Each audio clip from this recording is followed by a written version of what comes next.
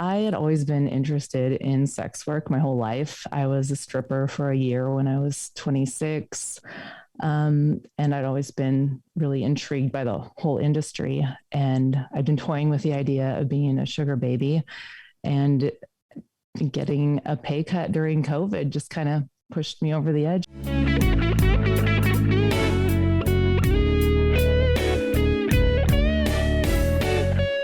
Welcome to Secrets of a Sugar Daddy. Here's your host, Marcus. Welcome to another episode of Secrets of a Sugar Daddy, the number one sugar dating podcast in the world. Today, my co-host is Lily. How are you, Lily? I'm great. Glad to be here. You've always got some crazy stories. We're not going to get into those today, but you really should think about having your own podcast. I don't know. I don't think so. Oh, you guys, if you could only hear what I hear every day. She's my assistant along with Kimmy and Amy. You get those three in a room in my office. We don't get much done. No. The stories that are untold yes, are unbelievable. I've been sworn to secrecy on a few things. Yeah. Hey, thanks everybody for listening. And before we go forward, we would love for you to stop what you're doing right now. Go to Apple Podcast if you're already there and leave us a 5-star review along with your feedback, because we really value that, and it helps us stay on the top of the charts and even go up further in the U.S. charts. In the U.S., we've cracked the top 100 a few times, but we're still trying to make headway there. So thank you, St. Kitts, though. We keep yelling out to them because we have never left the number one spot there for weeks. So it's amazing. What do you think of that, Lily? I'm down for it. Yeah. I'm really, that might be the best Chamber of Commerce message for St. Kitts, because now I really want to go. I do too. And it's so hot here, I think we can get out of the heat. But anyway, let's get on with our show. Marisa wrote in. I've got a letter here, and it says, I would love to share my story. I started sugaring out of desperation. I know that's not a good idea. At 39 years old, and had a wonderful experience with a man I ended up being with for 2 years. It was life-changing, both financially and that I learned for the first time how to set boundaries and ask for what I want. And we've got Marisa on Zoom today. How are you, Marisa? I'm great. Good to be here. Thanks for joining us. First of all, how did you find us? Were you in St. Kitts? I might have seen a link to your podcast on Instagram, other accounts I follow. I don't really remember. Oh, okay. So you might, because we do have an Instagram page if you guys want to follow us there at Secrets of a Sugar Daddy, even on TikTok. And we do some social media marketing. So you think maybe some of that finally worked for us, huh? Maybe. I was also very interested in hearing other sugar experiences. So I was looking up what current podcasts were out, and yours looked good.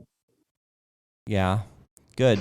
So let me just kind of get some basics out of you. Are you in your 40s now? Yes, I am. Oh, welcome to the 40s. It's not so bad, is it? It's been wonderful. The best years of my life so far. Remember when you thought the 40s was so old? I do. It's not so bad. Lily and I are both in our 50s, so we're past that, but we still party like 20-year-olds, like right? rock stars. Oh, yeah. Yep. All right, so you were working, and you had never gotten on a site like this or had a sugar daddy before, or what kind of led you this route? I hadn't. I had always been interested in sex work my whole life. I was a stripper for a year when I was 26. And I'd always been really intrigued by the whole industry. And I'd been toying with the idea of being a sugar baby, and getting a pay cut during COVID just kind of pushed me over the edge for that. That was the catalyst. And so you said, I need some financial help. I'm single. I'm assuming you were single. I had just broken up with my boyfriend at the beginning of that year, but he was actually the one that helped me go through this process. And he kind of worked with me as I was, video chatting guys on the site, and he was helping me, change up my profile and kind of helping me get through this process. Would you say that's what ended your relationship with him? With my boyfriend at that time? No, he and I had broken up prior to that for other issues, but then COVID hit and we decided to quarantine together. And then I had my pay cut. And then so he was there with me as I was like, should I do this? Is it a good idea? And he's like, yeah, go for it. Like, I'll help you. Now, was he on the site as No. well? No. So he's a civilian. Yeah. Lily likes to call them civilians. I don't know. We just normal. I don't know what else you would call somebody that's not sugar dating, but it just sounds like a military word to me. That's how I distinguish. Yeah. So I'm assuming you used Seeking. I did. Yep. Okay. And you signed up, and then what kind of responses were you getting?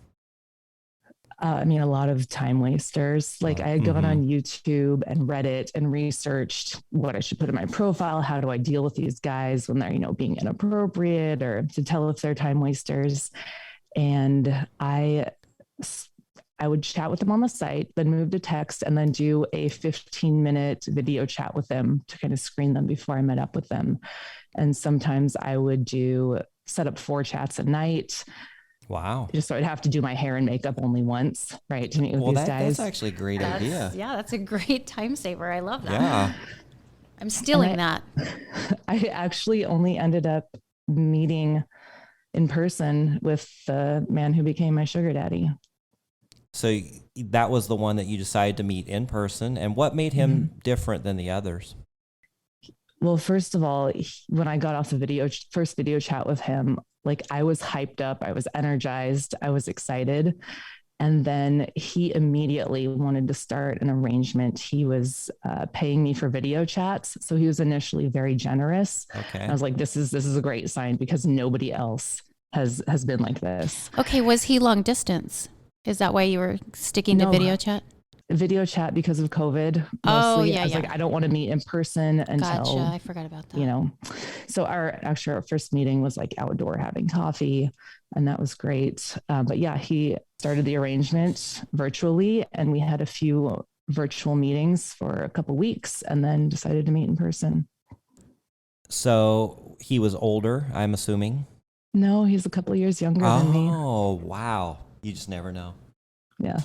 Yeah. And so he was a couple years younger, but obviously he had found some success in business and accumulated some wealth, I'm assuming, because he sounded very generous. Yes. And he'd been having girlfriends for a while. He was married, but he'd been doing this for a few years. Was he still married when you met him? Yes. Did his wife know? So he claims that his wife is, right, don't believe anything they say. He claimed that his wife knew that he had a life outside of their relationship. Yeah. And as long as I never walked in and said, hey, I'm the new girlfriend, that everything would be fine. What were your thoughts of dating a married man? Well, I had heard, based on my research, that that's the way to go. Interesting. Date a married man. So I wasn't too concerned. I was a little bit worried that if his wife got upset, she would come after me, that kind of thing. But I just went with it. Yeah.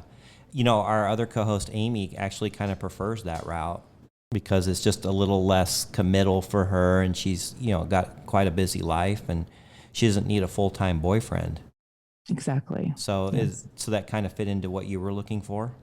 Yeah. I mean, I have a full-time job and I wasn't really looking for a relationship. I just wanted money. Mm-hmm.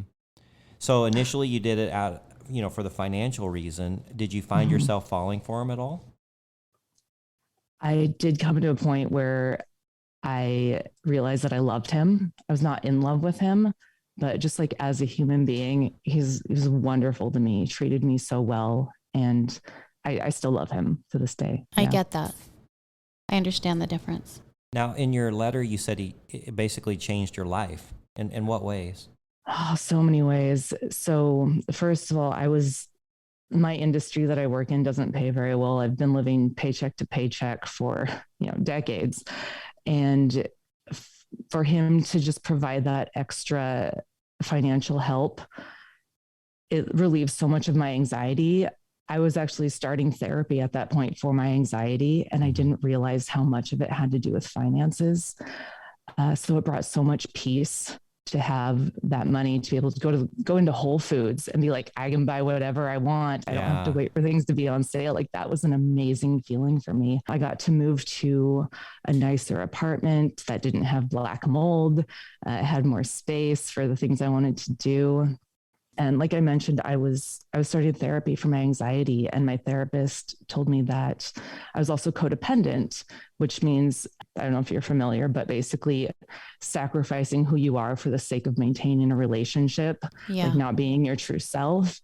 And so as I'm learning that through therapy, being in this relationship allowed me to practice advocating for myself, asking for what I want, and not being afraid to be my true self. Because, if I lost this relationship, it was some money I was losing, And so I was able to learn to set boundaries and to ask for things. It's been life-changing. I use those things today in the relationship I'm in now. It's been wonderful. That's great. So describe a little bit how your arrangement was set up.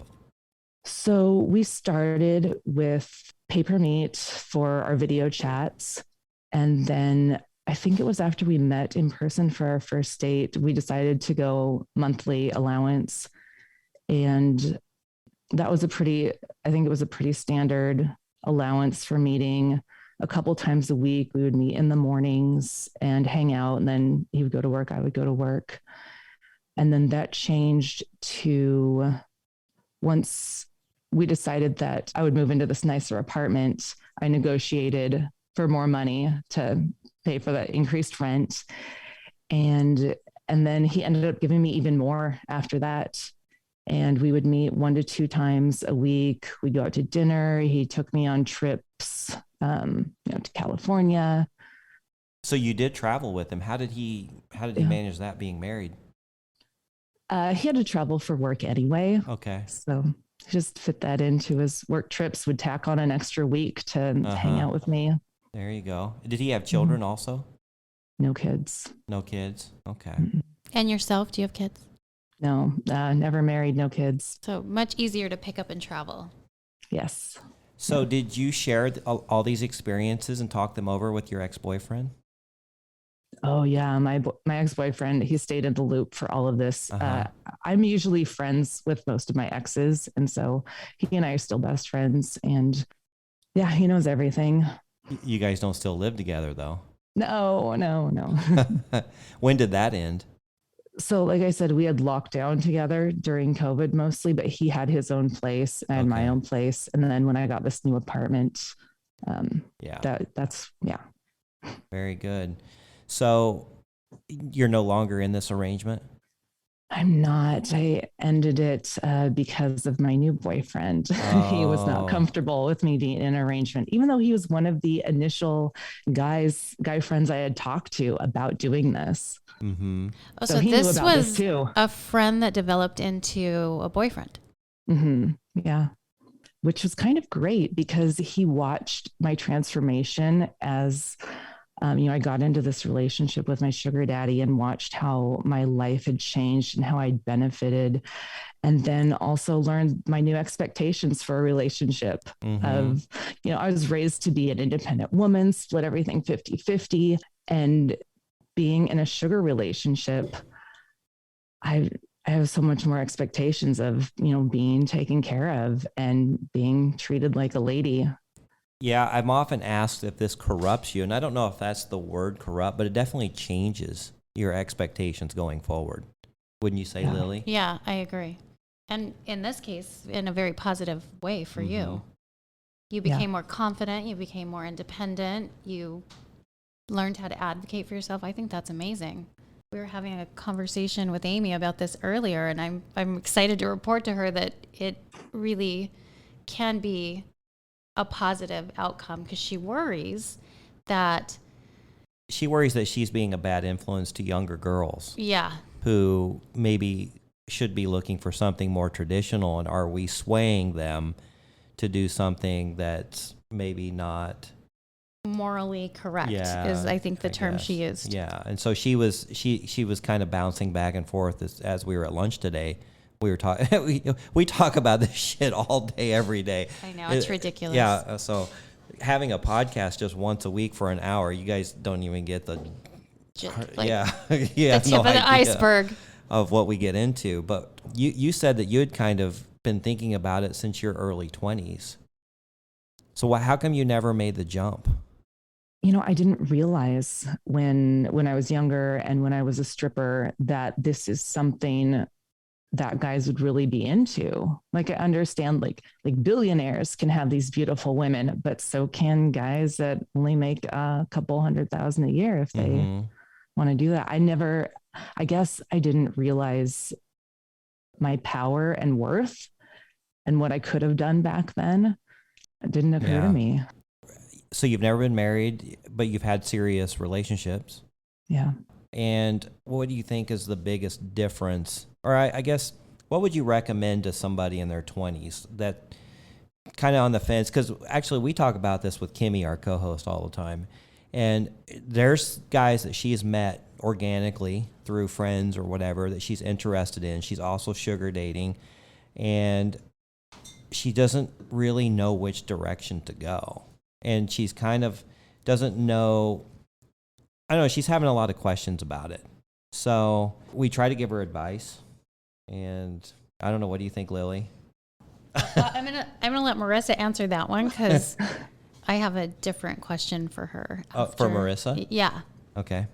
So at my age, I would say get as much as you can for free when you're younger and get yourself set up for the future. Mm-hmm. I spent, most of my life, 20s and 30s, looking for love and sacrificing my finances to go find love, quitting jobs, moving across the country for guys. And at this point in my life, I am prioritizing finances over love. I just happen to find love in the process right now. But man, finances. Yeah. Unfortunately, this plays such a big role in everybody's lives. And it's huge. Yeah, I think that's why this form of dating is just becoming more popular. I mean, for guys like me who are very busy and I don't have time to be trying to chase down women at bars and on swiping apps, which are very difficult. I'd just rather, hey, here's a few $100. Let's go to a concert together and have a good time. And at the end of the night, you go your way, I go mine, and we'll keep in touch. It's so drama free. Yes. Okay, here's my question. All right. I've been dying to ask this. So you only had the one sugar relationship arrangement type situation, right? There was another guy that I had started dating at the same time, but he wanted more time with me for less money. So I just went with this guy instead. So you blew him off and focused on this guy. Mm-hmm. And then it ended because you started dating what I call a civilian. I don't know what anybody else wants to call it. Explain that transition to me. Is there anything that you feel like is missing? Or what was that transition like, I guess? It was a tough transition because I do have all this baggage about giving up career opportunities for love. And not that sugaring is a career opportunity, but it was a significant amount of money to me every month. And my current boyfriend and I went to couples therapy and talked about this with my therapist. And she said to make sure that I'm not getting myself in a situation where I'm going to resent my new situation. And we both needed to be clear about how and when I was going to end my sugar relationship and make sure that I followed through on that. My current boyfriend was very concerned that I would miss the money, I would miss the lifestyle, and I would go back to it at the first second I saw any problem with our relationship. Do you miss it? Of course. Of course. She Yeah. didn't even hesitate. Yeah. Now, let me ask you this. When you ended your sugar relationship, how did your SD react? So my SD went into therapy for a little while we were dating, and he told me that his therapist diagnosed him as a sociopath. And one of another Wow. counselor friend I have. I mean, I have She's another laughing at the counselor- look on my face. well, I mean, she can see the look too, but what does that even mean, a sociopath? Because that can take on various I Googled that descriptions. immediately. And one of the things it said was they will do everything they can to get what they want, no matter what it takes. And I'd seen this behavior in him in other situations. So I was like, okay, this makes sense. So when I told him that like it was over, I was on the phone with him. We weren't video chatting, but he told me that he was crying and he's upset. And he kept asking, what did I do wrong? What mistake did I make? It's not Why- you, it's me. Right. Exactly. That whole thing. So, I really don't know how hard it was for him to take that information and this change, but I know he ended the conversation by saying, well, I'm still going to think of you as my girlfriend. So I don't really know how successful the breakup was. How long ago was the breakup? It was the beginning of July. Oh, so So basically recent. a month ago, A month for ago, those yeah. listening at another time. Yeah. So you broke up with him a month ago. He didn't see it coming? So he had moved I think in late March, he moved. And so we weren't even seeing each other in person for, several months. And he had planned on me coming to visit him, and the timing just never worked out. And so I don't know if he would have noticed that, I was just more distant You're and our pulling plans away. to see Yeah. each other weren't working out. But it didn't seem like he saw it coming, even though, It does take I mean- you by surprise. I had earlier this year, I was dating somebody only for a month. I really liked her, and we had great dates. We were seeing each other twice a week, and then one day, everything was different, and I couldn't figure out what was going on. She just acted differently to me. She got snippy. She was a little short with me. 2 days later, I see her with her new boyfriend. That explained it. Yeah. She had moved on. Yeah. So I don't know if you listened, but we just released an episode a few weeks ago called How to Break Up with Your Sugar Daddy. I think I missed that one. Yeah. It's brand new. Yeah. You'll have to check it out. The girls have quite a lot of good input on how to do that, because Lily's had to do it. Amy's had to do it. They've all had to go through that process, because most of the time, 99% of the time, these relationships are not long-term, meaning for life. The relationships can last anywhere from a few weeks to many, many years, but eventually most come to an end. And sometimes it's tough to move on. And I still talk to him. We still text. I was and just about to ask that. He still talks like we're going to get together someday again. And does he know about the new boyfriend? No. That's why. See, I knew about the new boyfriend. That's why I was like, okay, well, I'll But- move on. It hurt, but I moved on. But as a psychopath, is that what Yeah. you said? No, a sociopath. Sociopath. Not A psychopath. Yeah. As a sociopath, that might make him even more determined to win you back. I know. I wasn't sure about that because he was very jealous while we were dating. He was jealous of me even spending time with female friends. He would always message me and say, like, did some handsome hunk steal you away from me? Why Yeah, didn't you message me back? those are red flags. Well, I think that's natural of somebody to wonder that and to express that. Well, I mean, if it's tongue in cheek and he's kidding and just being slightly flirtatious and not legitimately knew. overly jealous. Yeah. I was never sure. Yeah. Wow. So tell us about some of the traveling that you did. What were some of the experiences there? I got to go stay in the presidential suite of a hotel in a major city. Wow. We would go into Saks and he would say, go buy whatever you want. I went to I think it was my first Michelin rated restaurants with him. Everything was so easy. Okay, do you miss all that? Of course she Yes. does. Of course she does. And so this is the problem that your new boyfriend is trying to live up to, the lifestyle you became accustomed to. Yes. It's hard to go back. We say go back. It's hard to go into traditional relationships after being treated so well and experiencing things that you've never experienced. I mean, my new boyfriend is also into fine dining and traveling. So it's not like it's completely different experiences, but just the ease of having as much money as I want to solve problems with. That was just a real luxury. Well, and then now that you're in a traditional relationship, do you find that there's more pressure on just the little things? Like, example, when I had a sugar baby who we dated on and off for a couple years, and we had a really great relationship. Matter of fact, I even consulted with my mother and said, I don't know what's wrong here. We haven't had an argument in 2 years. That's not normal. But you know what? That was the great thing about the relationship is we would go out, we would have fun.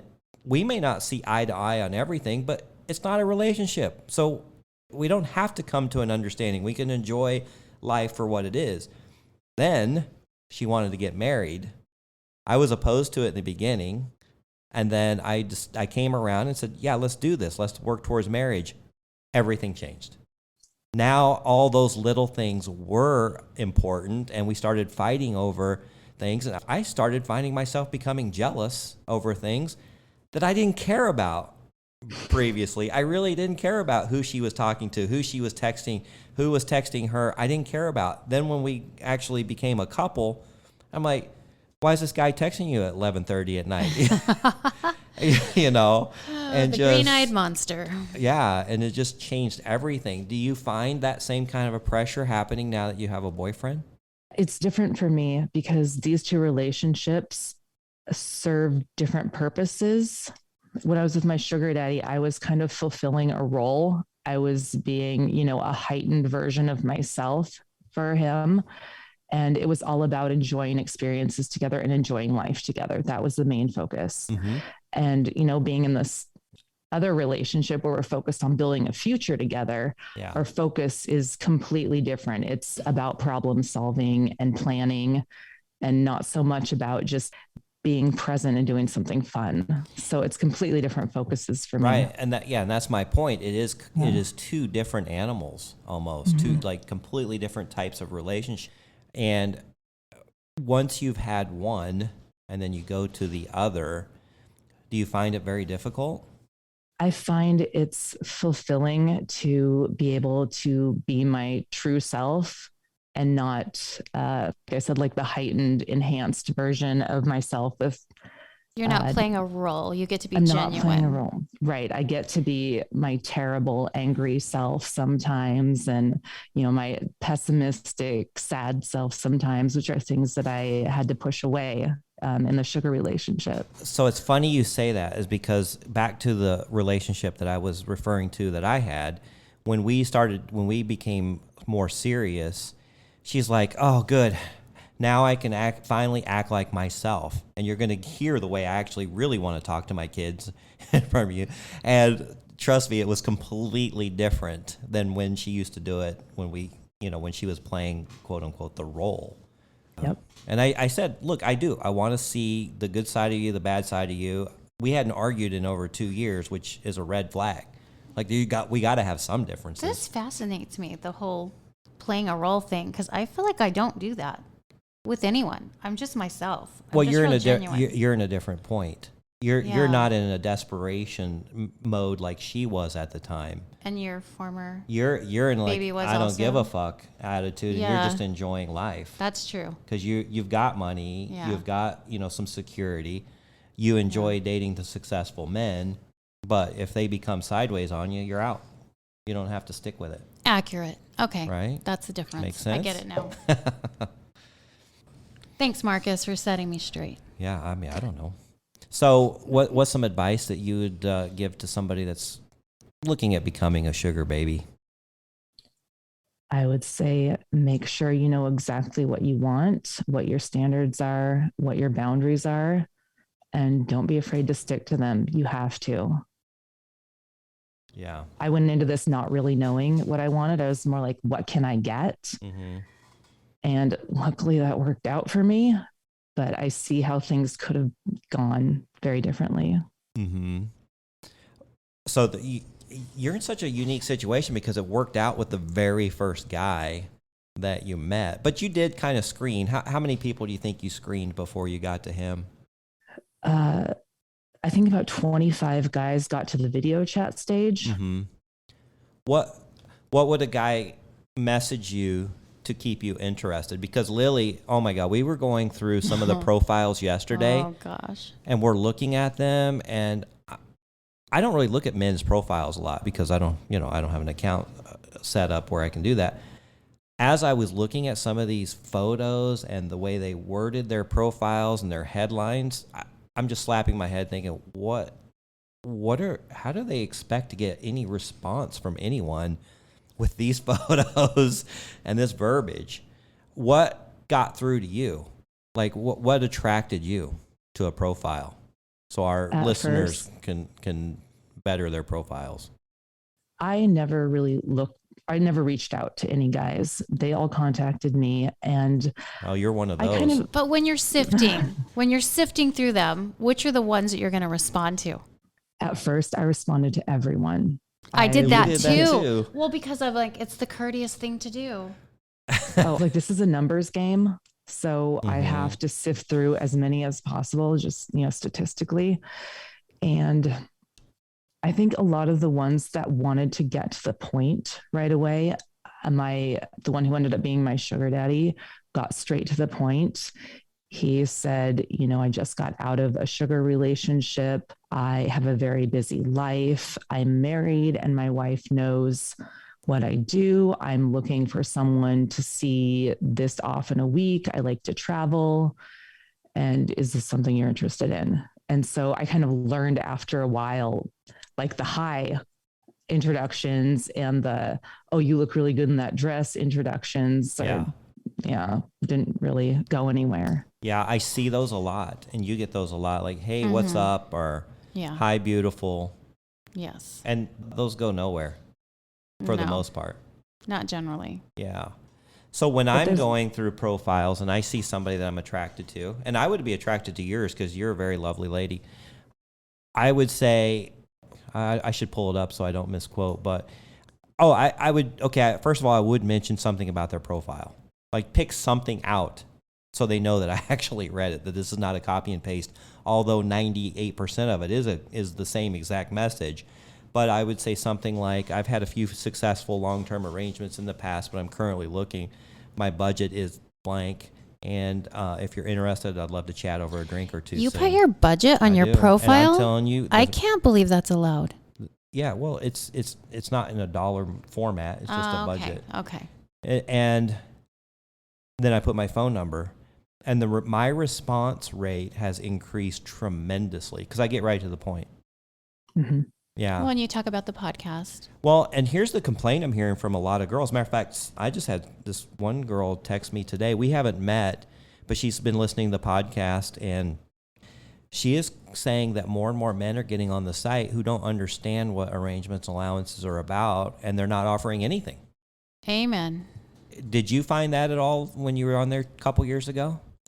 Yes. I talked to guys who are like, well, I don't have any money right now, but I'd love to take you out to dinner. And it's like, what are you doing? Yeah. Yeah, there's other sites for that. But I know that the owner did he get married? I think he did finally get married. I think he did. Now that he found love, he kind of wants to change the site. And this is in an interview that he's done, to a more traditional dating site, I guess slowly. But the girls they're getting annoyed by this because they didn't jump on Seeking as a traditional dating site. So how do you battle that, Lily? Because I know you've come across that quite a bit. A couple people you talk to says, if anybody mentions money or allowances, I turn them in immediately. Yeah, tries to get their account shut down. Yeah. So the question that the girl was asking me today is like, how do I talk about this to these guys? How do I bring it up? When is a good time to bring it up? Well, and you know what? Sometimes first you got to get them off the site before you start discussing it 100%, or you will get your account shut down. But I usually get them off the site and ask them what arrangements they've had and what they're comfortable with. And when they tell me that they don't get it, that they don't understand about sugaring or spoiling, then I nicely try to explain it to them. And sometimes they see the light and they're like, okay, I get it now. Sign me up. But sometimes I just ascertain that they're not receptive to sugaring at all and they shouldn't be on that site. And I just politely excuse myself from the conversation. So Marissa, when you met your past sugar daddy, when did you guys start discussing it? Well, like I said, after we had our initial 15-minute video chat, then he decided that he would, offer me X amount of dollars for video chats until I was ready to meet in person. Yeah. And then did you haggle with him at all? I didn't haggle with him. I didn't. That would be uncomfortable for most people. It is. One of my problems going into this was that I had never really negotiated for anything, whether it was a job or otherwise. And so I did read a book on negotiating. I was like, maybe I can do this. But I felt like what he was giving me was fair. But of course, I don't know if you guys know about the Reddit sugar lifestyle forum. I've looked at it a few times. Yeah. Bad news. Like the guys on there talk about really low PPMs and it's a terrible guide to start out with. And so I was looking at that and I was like, oh, based on what these guys are saying, which was really lowballing, I was like, this is great. I'm going to stick with this. And then, like I said, I didn't really negotiate with him until I was moving to a different apartment. Yeah. Do you have any friends who are sugar babies? No. Initially I didn't either. And now that I do, I feel like it's really, really helpful because you can ask advice and you can glean from their experiences. And it really is wonderful. It would have been so helpful. Yeah. I introduced a lot of them when I had a party. I introduced a lot of them to each other because I had a suite at the concert and I invited, it was a crazy experiment, but I said, I just wanted to do it and see what happened because I'm the type of guy that watched every episode of Real World back in the 90s and 2000s. Oh gosh. Matter of fact, they had one where she lived that was pretty interesting. I like getting people in a room and seeing what happens and seeing how they interact with each other. And so I invited a whole bunch of past sugar babies and some current ones and people from the show. Were you predicting that it was going to be weird and awkward for us? I didn't know how it was going to be. It was for my birthday, so it was just going to be a fun time regardless. But it was unbelievable when you get a lot of like-minded people who now don't have to kind of step around the fact that they're sugar dating, and they all just opened up and it became just a big love fest, and they all really got along well because they had this in common, and they exchanged numbers, and they are good friends now. Yeah. It's amazing. And people literally flew in from around the country to come to my birthday party. She's really good friends still with one that came from Chicago and flew in for it that was on my podcast. We chat all the time. We're Facebook friends. Yeah, it's amazing. She's going to come out and stay and we're going to have some fun. Yeah, but it is hard to talk to people about sugar dating that aren't in the lifestyle. And we keep calling it a lifestyle just because I don't know what else to call it, right? It sounds like we're swingers or something, but another lifestyle. Yeah, it's just basically a compensated dating. It's relationships with a financial component. Sure, but since there is a stigma, I did feel really alone in it. I only had a couple of friends who knew what I was doing. And I wish that I had more opportunities to talk to like-minded people. Mm-hmm. So what about your family? Would your family judge you for being in that lifestyle for a while? Oh yeah. Did they know? My family did not know. I eventually did tell my mom and she was supportive of it. She also benefited from this relationship. I got her some new things, Yeah, and she was actually supposed to meet my sugar daddy at some point, but we were never able to make it happen. Yeah. Now, did he own his own company or was he a part of a big company? He had started a company and sold it, which is how he got his money. It was kind of new money. So the reason I'm asking is, were you ever interested in him being a mentor and helping you start up anything, or are you just pretty much still tied to your career? He very much wanted us to start something together.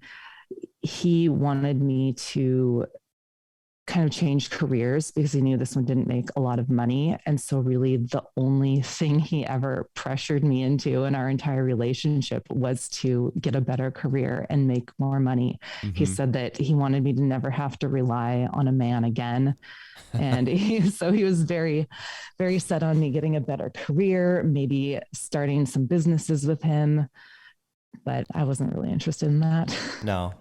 I know a lot of the women and girls come to the site for the mentorship aspect. I see that a lot in their profiles. They are looking for more than just financial help. They're looking for somebody to give them some contacts and networking and advice on how to become where they don't have to rely on a man. Yeah, that's what drew our co-host Kimmy to the site. And Amy too. Yeah, actually both of them. Yeah. Now, Amy's not so much interested in starting her own business, but she's gotten, oh my goodness, the contacts and the network that she has developed. I mean, she's out working a couple jobs right now. That's why she couldn't be here. But I think both of those came from men that she met on the site who owned companies and could provide some work and provide some stepping stones for her to get up to where she wants to go in her field. Anyway, I was just curious. Everybody has different, unique needs and wants and desires. So I am currently taking classes to change my career, and it happens to be the career that his wife has. And he recently mentioned that, oh, my wife will put in a good word for you at X company once you get your certificate. And I was like, yeah, right. Awkward. You never met the wife, right? Mm-mm. And after 2 years, do you still think that she knows about it, or that she was kind of not privy to this? Well, when I ended things with him, he said, "Oh, this is so funny because just last week my wife was asking if we were still dating, and I said yes, we were. Everything's great." So I don't really know what to believe. I don't know what's real. I know. Men are kind of sneaky that way. They want you to believe when they're in relationships, They'll tell you any number of things. So I don't know. I mean, obviously we weren't privy to your conversations and the the relationship, but for the most part, we had one of Amy's sugar daddies. He was married, and he found out his wife was pregnant, but they hadn't had sex in a long time. So that relationship ended. And supposedly that one was a kind of a don't ask, don't tell type of a situation. So it's not really funny because it was kind of a tough situation for both of them because it left her stranded, and then I can only imagine, what it did for his family relationships because they had kids and everything. But that's the thing, like dating married men. It can get really complicated. I guess it can get complicated with about anybody, though. But that was kind of, so when you were sifting through profiles, people, the 20 or 25 or so that contacted you, you were attracted to the ones that did say they were married? Or did it really not matter? I had just heard in the research that I'd done in the YouTube videos I'd listened to that married men will want less from you because they're busy with their families and they're not likely to fall in love with you and try and turn it into a regular relationship instead. Yeah. I think she'd kind of expressed the same thing. So in your new traditional relationship, how long have you guys been dating? I know you've been friends for a long time, right? Yeah, we've been friends since high school, but we've been dating for 6 months. 6 months. And it's getting pretty serious? Yeah, it seems that way. I mean, as you get older, I think you kind of know more what you want and can filter out quickly. Yeah. So, yeah. Are you guys talking marriage yet? Yep. Oh, and what about... She just kind of ducked her head. What about babies? I don't think babies are in my future. No. I've never been the maternal type. Yeah. Yeah, Amy's the same way.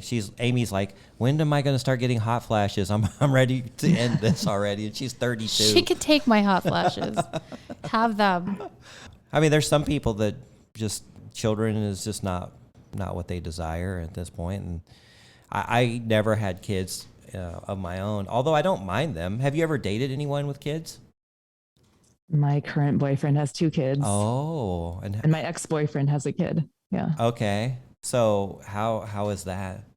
I mean, it's great. The current boyfriend says he loves being a single dad and he's happy to continue to do that even in our relationship. So I'm like, great, keep being a single dad. I'll hang out. Have you met his children? Yeah. And that dynamic is good? Yeah. Mm-hmm. Nice. Yeah.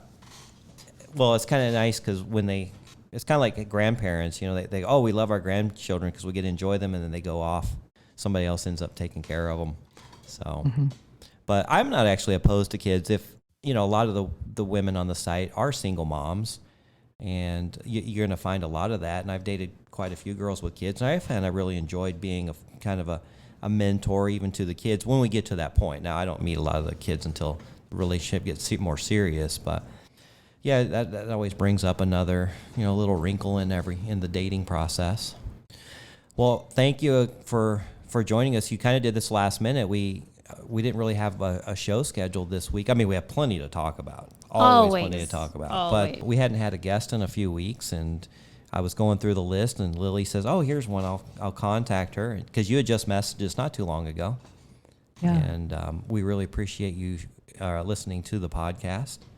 You'll have to check out. It's a lot of fun. You'll have to check out that episode of How to Break Up with Your Sugar Daddy, because it's pretty good. It's very appropriate to what just happened. I know you probably don't need it now, but you're going to find it entertaining. I'm really curious what I did wrong. At the least. Oh, no, I think it's more, well, we did talk on both sides, like how to break up with them, and then for the sugar daddies, how to react when you get broken up with. But I don't know. We get lots of other entertaining subjects in Tangents. that show, too. Oh, gosh, these girls just go on and So on. many tangents. Yeah. So little time. But anyway, if you would like to share your crazy sugar dating stories, go to our website like Marisa did, and it's at www.secretsofasugardaddy.com.